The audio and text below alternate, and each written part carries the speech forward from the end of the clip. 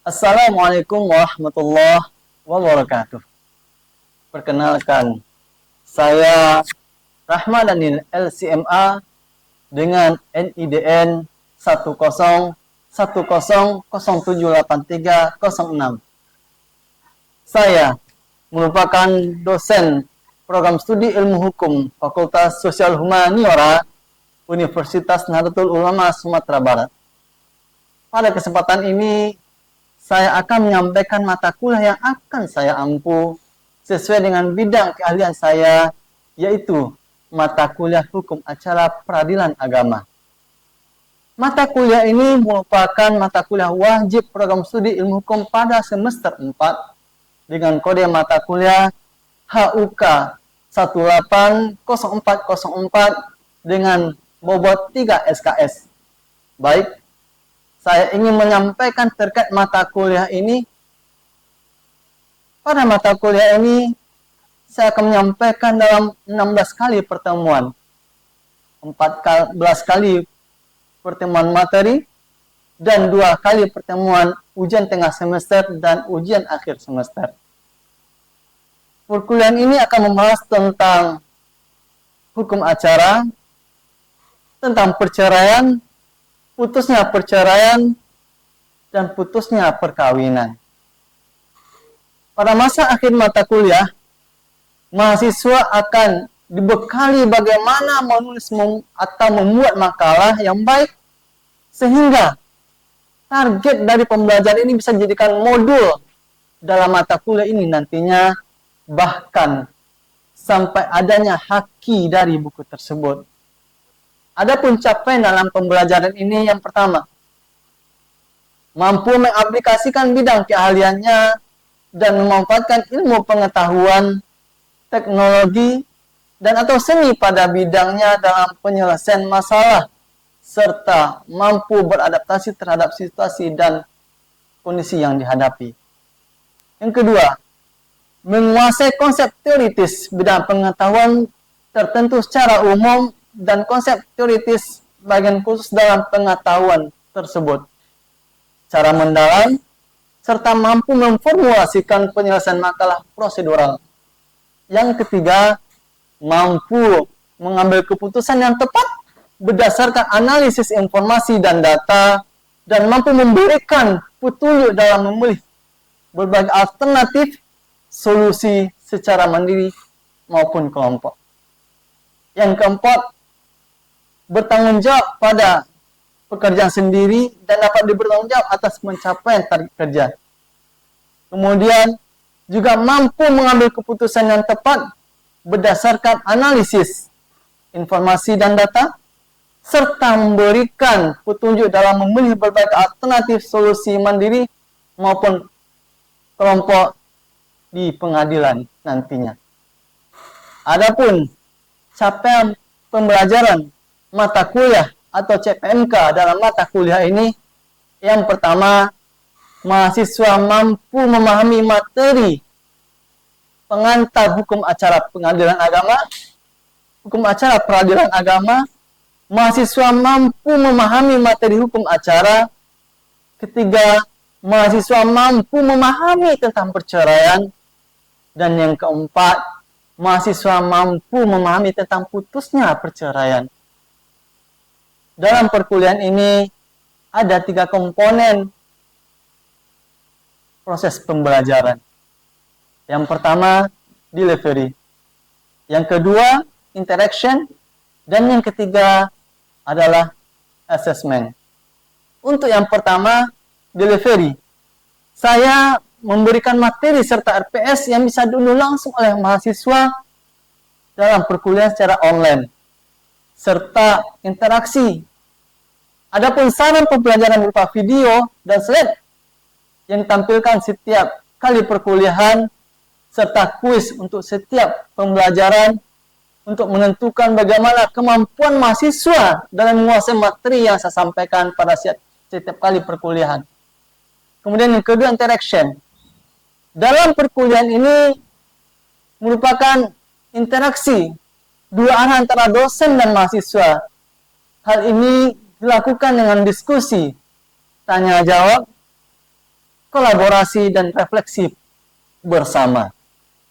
Kemudian yang ketiga, asesmen atau sistem pembelajaran dalam mata kuliah ini mencakup asesmen formatif untuk penilaian proses yang dilakukan melalui kuis, tugas individu dan kelompok, sikap serta keterampilan sesuai dengan LPS, dan selanjutnya asesmen sumatif untuk penilaian akhir berupa penilaian ujian tengah semester dan ujian akhir semester.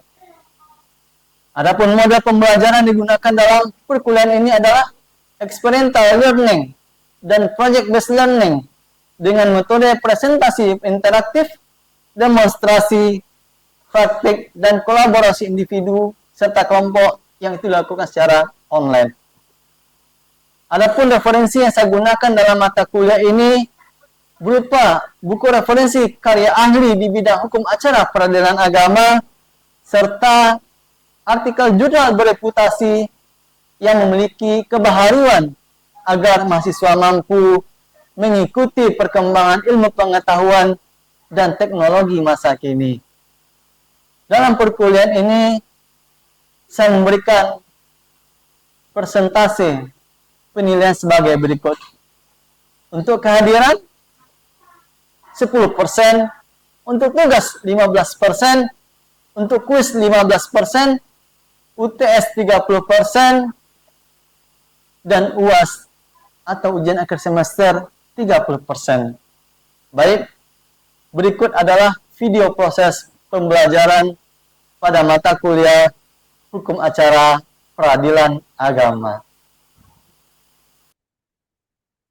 Ya, putusnya perkawinan. Putusnya perkawinan merupakan suatu ikatan berakhirnya hubungan perkawinan antara suami atau istri karena tidak ada lagi jalinan kerjasama yang baik, tidak ada lagi kerukunan, tidak ada lagi sakinah mawaddah dan rahmat di dalam rumah tangga, sehingga ketika itu suami atau istri terdapat celah yang membuat putusnya perkawinan tersebut, sehingga adanya pengaduan kepada hakim terhadap permasalahan keluarga, sehingga ketika itu disampaikan dengan bukti-bukti yang otentik dan diakui oleh hakim, maka hakim bisa mempenetapan sehingga isinya menyatakan bahwa perkawinan putus sejak ikrar talak diucapkan dan penetapan tersebut tidak dapat dimintakan banding atau kasasi. Artinya adalah putusan tersebut telah ingkrah ketika pengaduan oleh suami atau istri ke dalam persidangan oleh majelis hakim. Sehingga dengan demikian ketika itu telah di next.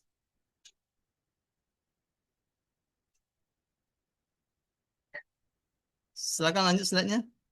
Sehingga adapun kriteria kita dalam mengajukan perceraian di dalam pengadilan, yang pertama tergugat atau penggugat mengajukan pengadilan agama setempat. Ketika kita berada di Sumatera Barat atau di Kota Padang, maka itu akan kita mengajukannya pengadilan agama Kota Padang. Kemudian untuk ketika berada di luar negeri, maka itu diajukan di pengadilan agama di luar negeri. Sehingga ketika telah disampaikan gugatan tersebut, baik yang berstatus di dalam negeri atau wilayah setempat tempat tinggal, maka ketika telah dapat surat resminya, maka mereka bisa nanti kalau seandainya ingin menikah kembali, cerai secara resmi telah didapati, dan itu salah satu syarat untuk menikah yang untuk kedua kalinya. Next. Rekan-rekan mahasiswa yang dirahmati Allah Subhanahu wa taala, cerai gugat merupakan salah satu pihak menjadi terpidana. Jadi harus ada salah satu pihak yang menjadi tergugat atau penggugat. Apabila gugatan cerai didasarkan atas alasan salah satu pihak mendapat pidana penjara, maka untuk memperoleh putusan perceraian sebagai bukti, penggugat cukup menyampaikan salinan putusan pengadilan yang berwenang yang memutuskan perkara disertai keterangan yang menyatakan bahwa putusan itu telah memperoleh kekuatan hukum tetap. Artinya, berlakunya putusan tersebut setelah disampaikan oleh tergugat kepada hakim di pengadilan dan itu jelas buktinya, maka ketika itulah pihak yang mengajukan diterima putusannya sehingga untuk ke depan bisa dijadikan sumber bahwasanya si suami atau istri telah bercerai karena telah melalui putusan hakim. Next. Oleh karena itu, selanjutnya, apabila terdapat cacat badan atau penyakit dengan akibat tidak dapat menjalankan kewajiban sebagai suami, maka hakim memerintahkan tergugat untuk memeriksakan diri ke dokter.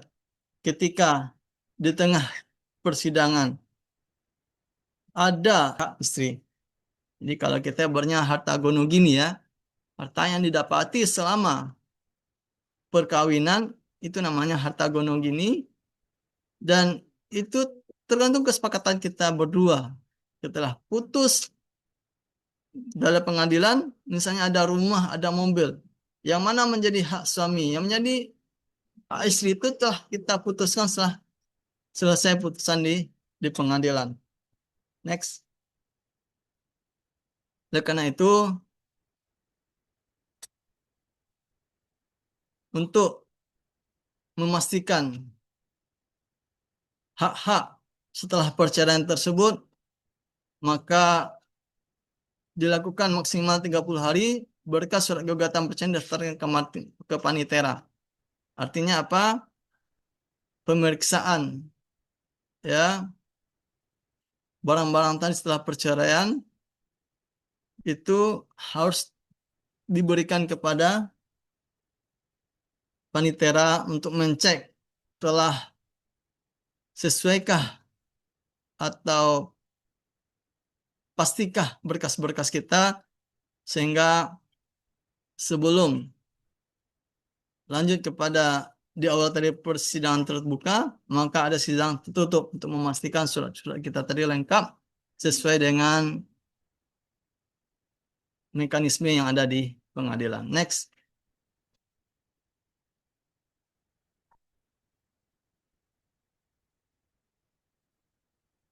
Kemudian putusan pengadilan mengenai gugatan perceraian diucapkan dalam sidang terbuka tadi, ketika telah ingkrah putusan tadi, maka otomatis sidang yang terbuka memberikan alasan-alasan kenapa putusan ini ingkrah dan ada alasan dari istri untuk bercerai dengan suaminya karena impoten tadi. Kemudian suatu perceraian dianggap terjadi beserta segala akibat hukumnya terhitung sejak putusan pengadilan memperoleh kekuatan hukum tetap. Artinya apa? Setelah putusan tersebut ingkrah oleh hakim, maka itu sifatnya adalah tetap ya stagnan, tidak bisa diganggu gugat bagaimanapun caranya. Dan itulah namanya sidang terbuka yang diperuntukkan untuk umum. Next. Oleh karena itu, sebelum sampai ke tahap perceraian dan sidang pertama, hakim pun memastikan dulu ya, apakah mungkin bisa berdamai kedua belah pihak ini karena masalah ini atau perlu mediasi. Kalau selesai di mediasi, otomatis tidak perlu lagi dalam tahapan pengadilan.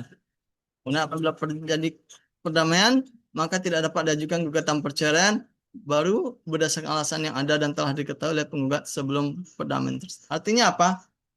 Ketika telah ada perdamaian, biasanya di pengadilan melalui mediasi, otomatis persidangan selanjutnya tidak ada. Karena tujuan dari persidangan adalah untuk cerai gugat yang diadukan oleh istri kepada hakim tentang problem suaminya. Next.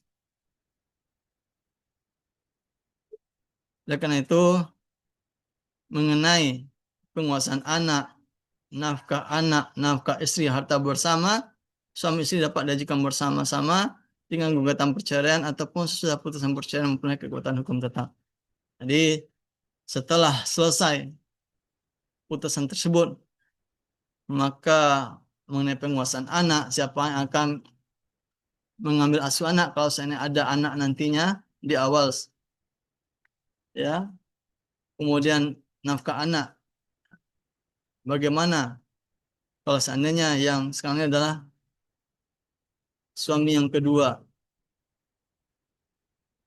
Kemudian harta bersama, harta gonogini tadi bagaimana pembagiannya, dan semuanya itu diselesaikan secara kekeluargaan dan harus diketahui oleh hakim di pengadilan. Next.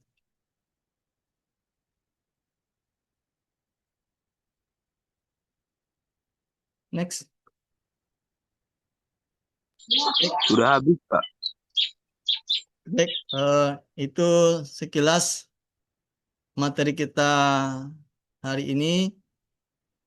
Kalau ada dari mahasiswa yang bertanya, Bapak silakan. Silakan. Kita buat 2 pertanyaan. Sebutkan nama. Ingin bertanya, Pak. Ya, silakan Kasrah. Baik, perkenalkan nama saya Kasrah Handira, Prodi Ilmu Hukum. Pertanyaan saya yaitu, bagaimana jika salah satu pihak mengalami gangguan jiwa? Apakah itu cukup untuk mengajukan gugatan cerai? Itu Pak pertanyaannya. Baik, kita tampung satu lagi ya. Habis itu baru kita jawab. Silakan yang kedua.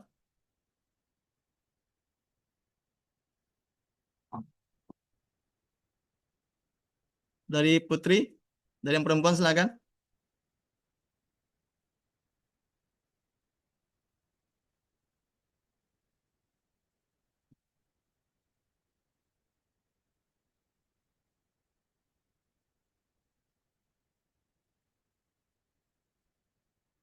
Baik, kalau tidak Bapak jawab ya. Bagaimana jika seandainya dalam pengajuan perkara pengaduan ke hakim atau ke pengadilan, bahwasannya salah satu pihak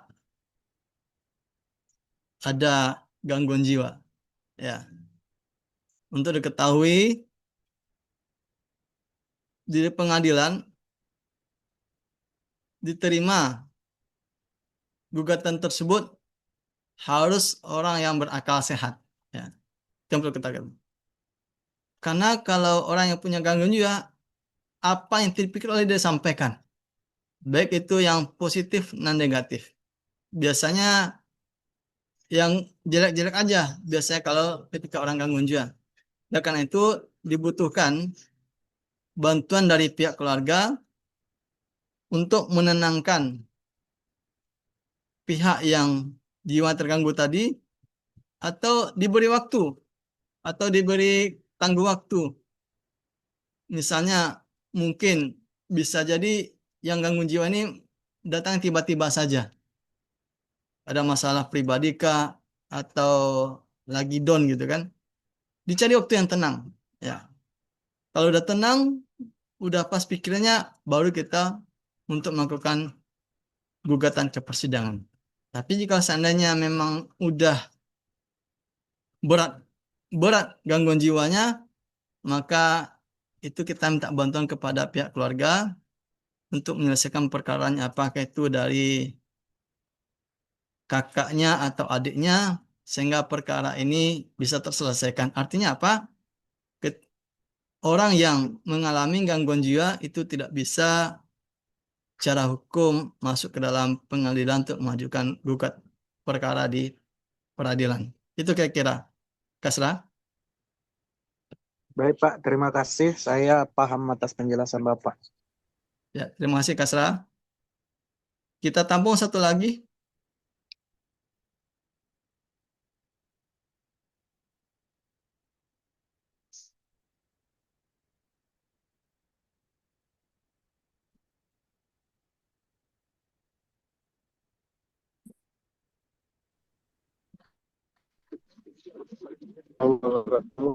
Assalamualaikum. Ya, silakan Pak Nofri.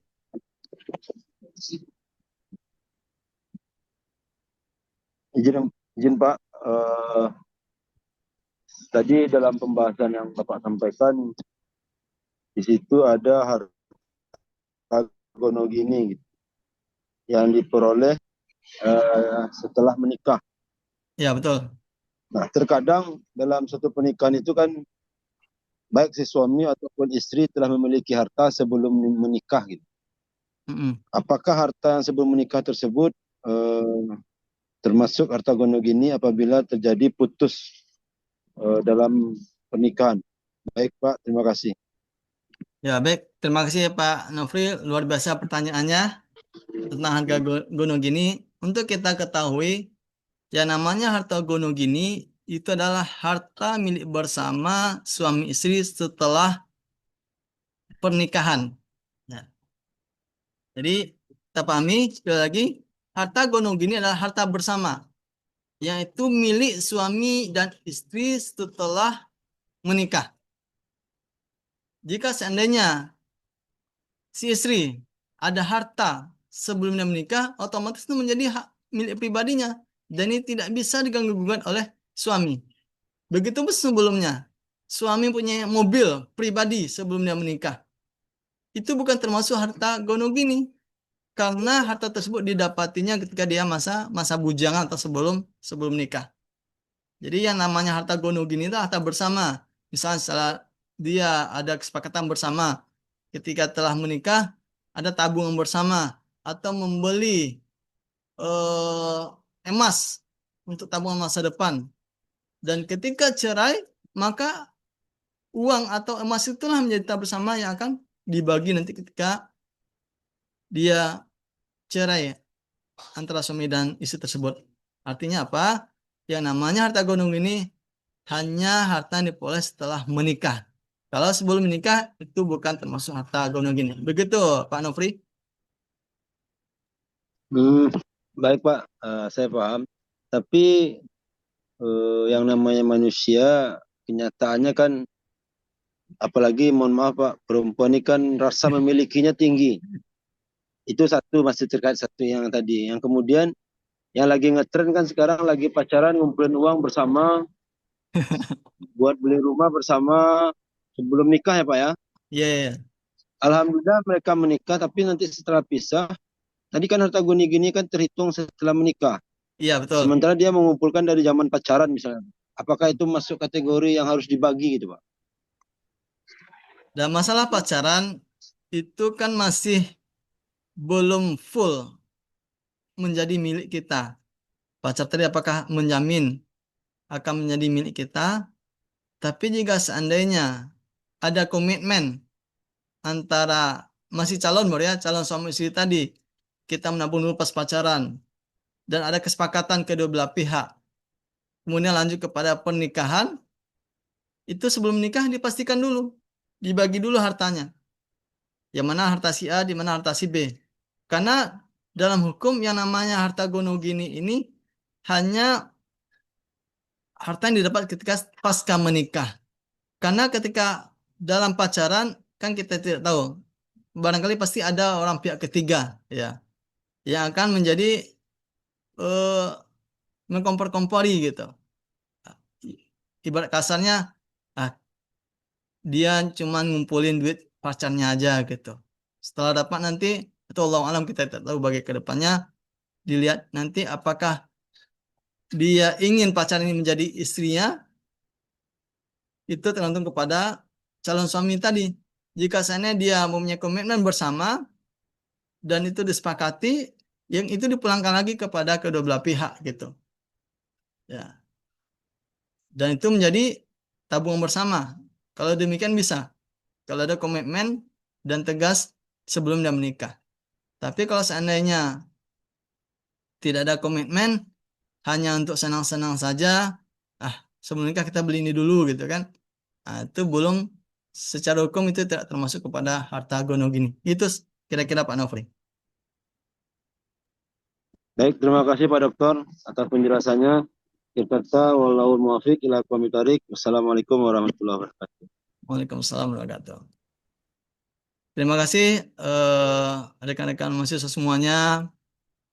Jadi besar sekali harapan Bapak kepada mahasiswa semuanya untuk bisa tetap semangat dalam menempuh perkuliahan ini, karena kalau kita udah maju selangkah untuk kuliah dan harus sampai tuntas, harus sampai SH, itu Pak Nofri ya, sehingga ilmu yang kita dapatkan dapat menjadi ilmu bermanfaat dan bisa dibuktikan dengan ijazah kita nanti dengan gelar SH di belakang nama kita.